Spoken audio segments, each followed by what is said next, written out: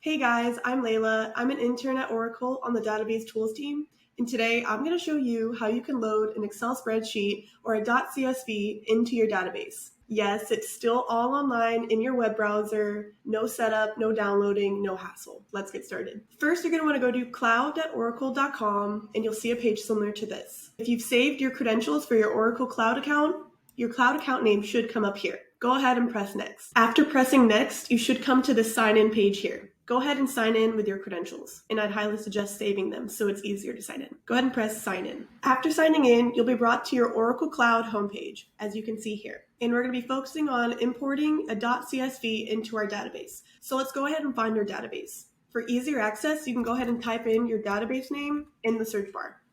And look, it pops up. After navigating to your database, go ahead and press Database Actions here. After pressing Database Actions, you should be brought to this launchpad here. And like I stated in my last video, there's so many tools that we can use for our database, but today we're still going to be focusing on the SQL worksheet. Go ahead and press SQL. Like I mentioned, in this video, we're going to be focusing on loading a .csv with the data load button, which is here. So let's go ahead and press that. After pressing the data load button, you should see this data loading menu pop up. Let's go ahead and press add file to add one of our .csvs. As you can see here, I went ahead and selected a .csv from my folders. Let's go ahead and press this green play button to run the data. As you can see, it says it's running here. And once the data loader has finished loading in the data, it'll have this green button here. Let's go ahead and press this close button down here to check out our file. After giving it a quick refresh, your table will pop up here. Let's go ahead and select some data from it and see how it turns out. As you can see, I wrote my select statement here. Let's go ahead and press the green play button to run our query. And looky there, all of our data from our Excel spreadsheet has been loaded in without having to do anything.